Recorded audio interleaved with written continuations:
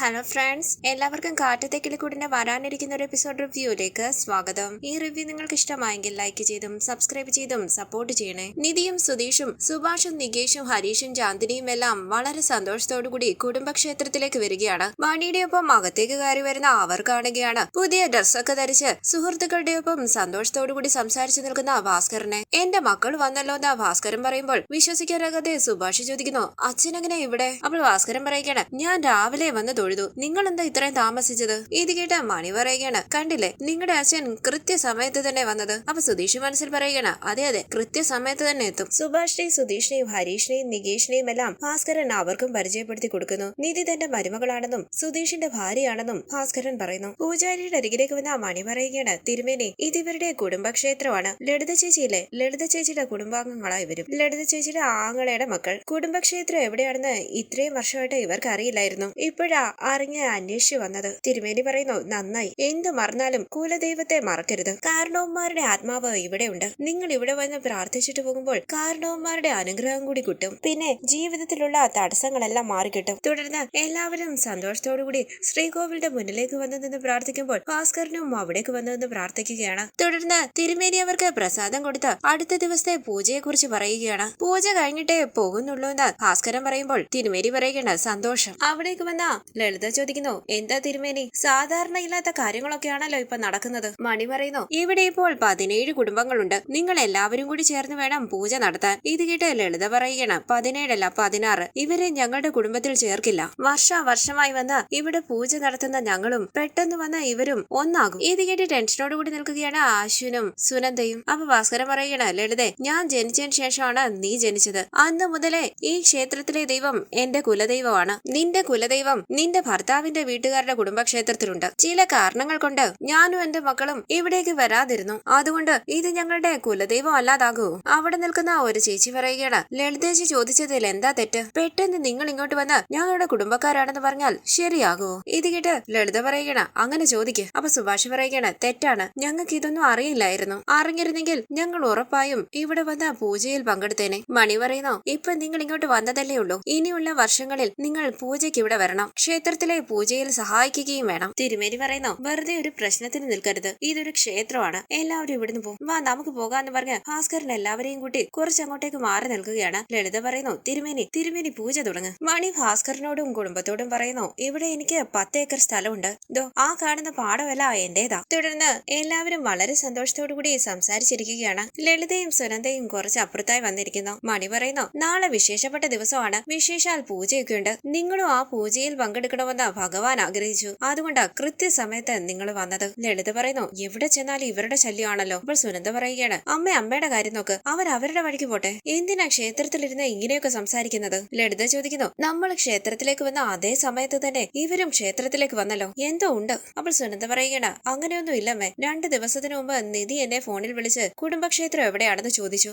എനിക്ക് വഴി പറഞ്ഞു കൊടുക്കാൻ അറിയില്ലായിരുന്നു. അറിയാമായിരുന്നെങ്കിൽ ഞാൻ തന്നെ പറഞ്ഞു കൊടുക്കുമായിരുന്നു. ഇപ്പതേ ഗംഗാധരൻ മാമനാണ് അവർക്ക് വഴി പറഞ്ഞു കൊടുത്തത്. മാമൻ മനസ്സ് മാറി അവർക്ക് അഡ്രസ് കൊടുത്തു. ലളിത ചോദിക്കുന്നു, നീ ഇപ്പോഴും ആ നിധിയോട് സംസാരിക്കാറുണ്ടോ? അവൾ ആള് ശരിയല്ല. ദയവ് ചെയ്ത് ആ കുടുംബവുമായിട്ടുള്ള ബന്ധം നീ അവസാനിപ്പിക്കണം. നിന്റെ ജീവിതത്തിന് അതാ നല്ലത്. അത്രേ എനിക്ക് പറയാനുള്ളൂ. തുടർന്ന് മണിയുടെ പാടത്തൂടെ സന്തോഷത്തോടു കൂടി നടന്നു വരികയാണ് സുധീഷും നിധിയും. സുധീഷ് പറയുന്നു, നിധി പതിയെ സൂക്ഷിച്ചു പോണേ, വീണ പിന്നെ കഷ്ടമാ. അപ്പൊ നിധി പറയുകയാണ്, ഞാൻ അങ്ങനെയൊന്നും വീടില്ല. അങ്ങനെ ചുറ്റും നോക്കി മുന്നോട്ട് നടക്കുന്ന നിധി വീഴാണ്ടായി തുടങ്ങുമ്പോൾ കൈയിലേക്ക് മുറുകെ പിടിച്ച സുധീഷ് പറയുന്നു, നിധി പതിയെ സൂക്ഷിച്ചു പോകണമെന്ന് പറഞ്ഞല്ലേ, പറഞ്ഞാ കേക്കില്ലല്ലോ. അപ്പൊ നിധി പറയുകയാണ്, ഒരു കാര്യം ചോദിക്കണമെന്ന് വിചാരിച്ചായിരുന്നു. ഇത് നിങ്ങളുടെ അച്ഛന്റെ സ്വന്തം നാടാ? നിങ്ങളുടെ അമ്മയുടെ നാട് ഏതാ? പുഞ്ചിരിച്ച് സുധീഷ് പറയുകയാണ്, ഞങ്ങളുടെ കൂടെ താമസിക്കുന്ന അച്ഛന്റെ സ്വന്തം നാട് ഇപ്പോഴാ അറിഞ്ഞത്. അമ്മ നേരത്തെ ഞങ്ങളെ വിട്ടു പോയില്ലേ. അമ്മയുടെ നാട് ഏതാണെന്നൊന്നും എനിക്കറിയില്ല. അമ്മയുടെ അമ്മ, അതായത് ഞങ്ങളുടെ മുത്തശ്ശി, ഇടയ്ക്കിടയ്ക്ക് ഞങ്ങളെ വന്ന് കാണാറുണ്ട്. അന്ന് ഞങ്ങൾ ചെറിയ കുട്ടികളാ. മുത്തശ്ശി വരുമ്പോൾ ഒരുപാട് പലഹാരങ്ങളുമായിട്ടാ വരുന്നത്. പോകാൻ നേരം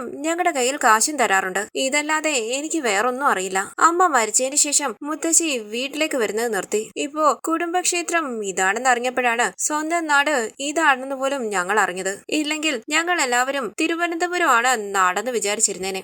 ഇത് കേട്ട് നിധി പറയുകയാണ്, അത് ശരി, നിങ്ങളുടെ അച്ഛന്റെ കല്യാണം ഇവിടെ വെച്ചാണോ നടന്നത്? അച്ഛൻ ഈ നാട് വിട്ട് എന്നാ തിരുവനന്തപുരത്തേക്ക് വന്നത്? അപ്പൊ സുധീഷ് പറയുകയാണ്, നിധി കറക്റ്റ് ആയിട്ടുള്ള ഒരാളോടല്ല ഈ ചോദ്യങ്ങളൊക്കെ ചോദിക്കുന്നത്. എനിക്ക് ഇതിനെപ്പറ്റി ഒന്നും അറിയില്ല. നിധി ചോദിക്കുന്നു, എന്താ സുധീഷ് ഇത്? സ്വന്തം നാടും വീടും ഒക്കെ എവിടാണെന്ന് അറിയില്ലെന്ന്. എന്ത് ചോദിച്ചാലും അറിയില്ല.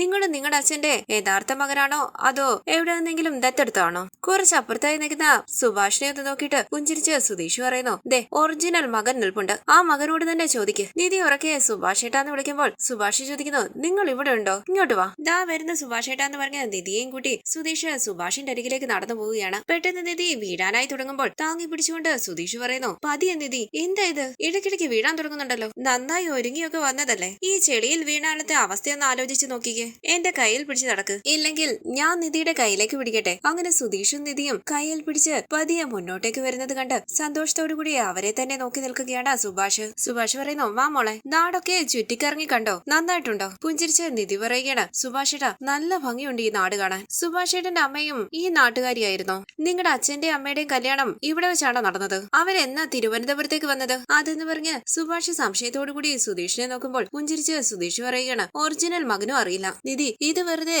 അച്ഛനോട് ചോദിക്കാൻ പോണ്ട. എന്താ എന്നെ വഴക്ക് പറയുമോന്ന് നിധി ചോദിക്കുമ്പോൾ സുധീഷ് പറയുകയാണ്, അറിയില്ല എന്ന് പറയും. നിധി ചോദിക്കുന്നു, അമ്മയുടെ സ്ഥലം ഏതാന്ന് അറിയാതിരിക്കില്ലല്ലോ? അപ്പൊ സുധീഷ് പറയുകയാണ്, സ്വന്തം മക്കൾ എപ്പോഴാ ജനിച്ചതെന്ന് പോലും അയാൾക്കറിയില്ല, പിന്നല്ലേ അമ്മയുടെ സ്ഥലം. ഇത് കേട്ട് നിധി പറയുകയാണ്, ഇങ്ങനെ ഒരു കുടുംബത്തെ ഞാൻ കണ്ടിട്ടേ ഇല്ല, വ്യത്യസ്തമായ ഒരു കുടുംബമാ. അങ്ങനെ നിധി അവിടെ നിന്ന് പോകുമ്പോൾ സുധീഷ് പറയുകയാണ്, സുഭാഷേട്ടാ പരിഹസിച്ചിട്ട് പോകുന്നത് കണ്ടില്ലേ? പുഞ്ചിരിച്ച് സുഭാഷ് പറയുന്നു, നിധി പരിഹസിച്ചതല്ലടാ, സത്യമല്ലേ പറഞ്ഞത്? നമ്മളെ പറ്റി നമുക്കറിയില്ല, അത് സത്യമല്ലേ? എടാ നിധി തനിച്ചാ പോകുന്നത്, നീ കൂടെ ചെല്ല്. അവൾ എന്നെ വിളിച്ചില്ലല്ലോ എന്ന് സുധീഷ് പറയുമ്പോൾ സുഭാഷ് പറയുകയാണ്, ഇത്രയും നാള് നിന്നെ വിളിച്ചിട്ടാണോ കൂടെ പോയത്? ഒന്ന് പോടാ. സുധീഷ് പറയുകയാണ്, സുഭാഷേട്ടൻ ഒരുപാട് മാറി, ഉടനെ തന്നെ സുഭാഷേട്ടന്റെ കല്യാണം നടക്കും. ഉമ്മ സുഭാഷേട്ട എന്ന് പറഞ്ഞ് സുഭാഷിനെ കെട്ടിപ്പിടിച്ച് ഉമ്മ കൊടുത്ത് നിധി ഐ ആം കമ്മിങ് എന്ന് പറഞ്ഞ് നിധിയുടെ പിന്നാലെ പോവുകയാണ് സുധീഷ്. തുടർന്ന് നിധിയുടെ അരികിലേക്ക് വന്ന സുധീഷ് പറയുകയാണ്, പച്ചപ്പിന്റെ നടുക്കാണ് നമ്മളിപ്പോൾ നിൽക്കുന്നത്, ഇവിടെ നിന്നൊരു ഫോട്ടോ എടുക്കണമെന്ന് തോന്നിയോ നിധിക്ക്? ചുറ്റും നോക്കി നിധി പറയുകയാണ്, ശരിയാണല്ലോ. അപ്പൊ സുധീഷ് പറയുകയാണ്, നിധി ഇവിടെ നിൽക്ക്, ഞാനൊരു ഫോട്ടോ എടുക്കാം. ഇത് കേട്ട് പുഞ്ചിരിച്ച് നിധി ഫോട്ടോയ്ക്ക് പോസ്റ്റ് ചെയ്യുകയാണ്. ഫോണിൽ ഫോട്ടോ എടുക്കുന്ന സുധീഷ് പറയുകയാണ്, ബാക്ക്ഗ്രൗണ്ട് ഒക്കെ സൂപ്പർ ആയിട്ടുണ്ട്, വേറെ വേറെ പോസിൽ നിൽക്കുന്ന നിധി. സുധീഷ് പറയുന്നത് പോലെയൊക്കെ ഫോട്ടോയ്ക്ക് പോസ്റ്റ് ചെയ്യുകയാണ് നിധി. തുടർന്ന്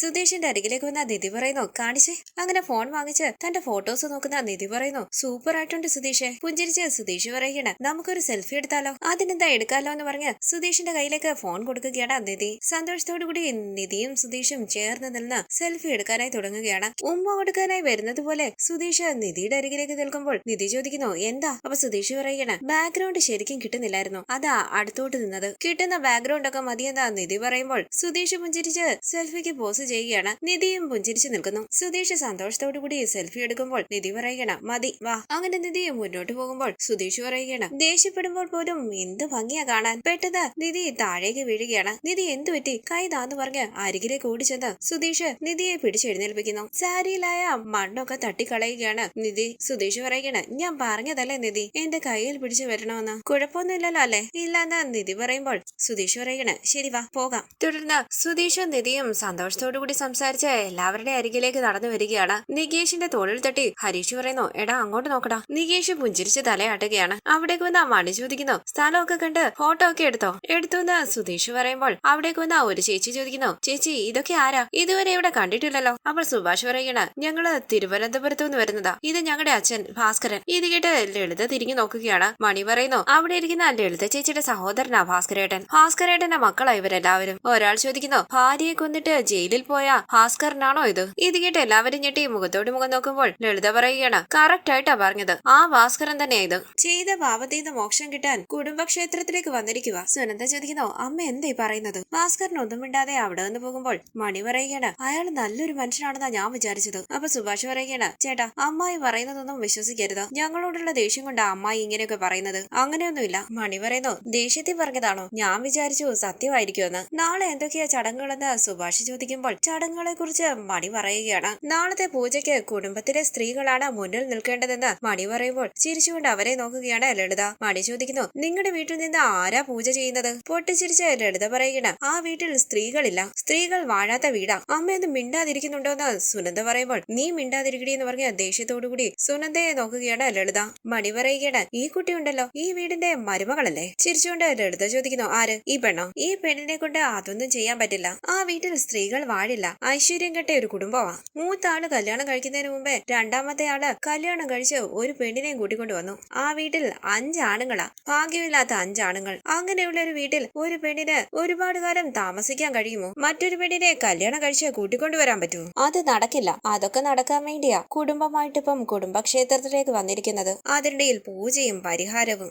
ഇതെല്ലാം കേട്ട് നിധി ദേഷ്യത്തോടുകൂടി നിൽക്കുകയാണ്. സുനന്ദ ചോദിക്കുന്നു, എന്തിനാമ്മ ഇങ്ങനെയൊക്കെ പറയുന്നത്? ഇതൊരു ക്ഷേത്രമല്ലേ? അപ്പൊ ലളിത പറയുകയാണ്, വായടക്കിടി. സുഭാഷ് ചോദിക്കുന്നു, ചേട്ടാ ഈ സ്ത്രീകൾ ചെയ്യുന്ന പൂജയല്ലാതെ ആണുങ്ങൾ ചെയ്യുന്ന പൂജ എന്തെങ്കിലും ഉണ്ടോ? ഞങ്ങള് പൂജ ചെയ്യാം. ഇത് കേട്ട് നിധി ചോദിക്കുന്നു, എന്താ സുഭാഷ് ചേട്ടാ, ഞാൻ പൂജ ചെയ്യാൻ പാടില്ലേ? നമ്മുടെ കുടുംബത്തിന് വേണ്ടി ഞാൻ പൂജ ചെയ്യാം. ഇത് കേട്ട് പുച്ഛത്തോടുകൂടി തലയാട്ടുകയാണ് ലളിത. നിധി ദേഷ്യത്തോടുകൂടി ലളിതയെ നോക്കുന്നുണ്ട്. സുഭാഷും സുധീഷും വിശ്വസിക്കാനാകാതെ നിധിയെ നോക്കുമ്പോൾ ലളിത പറയുകയാണ്, ഇവള് പൂജ ചെയ്തത് തന്നെ. മണി ചോദിക്കുന്നു, സുഭാഷേ ആ കുട്ടി ചെയ്യാന്ന് പറഞ്ഞില്ലേ, പിന്നെന്താ? എവിടുന്നൊക്കെയോ ആൾക്കാർ വന്ന് ഈ പൂജ ചെയ്യാറുണ്ട്. എല്ലാവർക്കും ഉടനെ ഫലം കിട്ടും. നിങ്ങളുടെ വീടിന് എന്തെങ്കിലും ദോഷം ഉണ്ടെങ്കിലോ എന്തെങ്കിലും കുറവുണ്ടെങ്കിലോ എല്ലാം ഈ പൂജ കൊണ്ട് ശരിയാകും. നിധി പറയുന്നു, ചേട്ടാ ഞങ്ങളുടെ കുടുംബത്തിന് വേണ്ടി ആ പൂജ ഞാൻ ചെയ്യും. അപ്പൊ സുഭാഷ് പറയുകയാണ്, നിധി ആ പൂജയൊന്നും വേണ്ട, എന്തെങ്കിലും കഷ്ടപ്പാടുള്ള പൂജയായിരിക്കും. നിധി ചോദിക്കുന്നു, സുഭാഷ് ചേട്ടാ എന്ത് കഷ്ടപ്പാടാ? എന്താണെങ്കിലും കുഴപ്പമില്ല, ഞാൻ ആ പൂജ ചെയ്യും. നമ്മുടെ വീട്ടിൽ സ്ത്രീകളില്ലെന്ന് ഞാൻ ചെയ്യും. ആ വീട്ടിലെ പെണ്ണാണ് ഞാൻ. എന്റെ കുടുംബത്തിന് വേണ്ടി ഈ പൂജ ഞാൻ തന്നെ ചെയ്യും. ഇത് കേട്ട് ലളിത പറയണ, ആ ചെയ്യും. എങ്ങനെ ചെയ്യുന്നതെന്നൊന്ന് കാണട്ടെ. അപ്പൊ സുനന്ദ പറയണ, അമ്മയൊന്ന് വെറുതെ ഇരിക്കുന്നുണ്ടോ? നിധി ചെയ്യുമെന്ന് പറഞ്ഞില്ലേ? ഇത് കേട്ട് ലളിത പറയണ, അവള് നന്നായി ചെയ്യും. നീ വാ, എഴുന്നേറ്റ് വാടി എന്ന് പറഞ്ഞ് സുനന്ദയും കൂട്ടി അവിടെ നിന്ന് പോവുകയാണ് ലളിത. സുധീഷ് സന്തോഷത്തോടുകൂടി നിധിയെ തന്നെ നോക്കി നിൽക്കുന്നു. നിധി ദേഷ്യത്തോടുകൂടി ലളിത പോകുന്നത് നോക്കി നിൽക്കുകയാണ്. ഈ സീരിയലിന്റെ കൂടുതൽ വീഡിയോസിനായി ചാനൽ സബ്സ്ക്രൈബ് ചെയ്ത് സപ്പോർട്ട് ചെയ്യണേ. താങ്ക്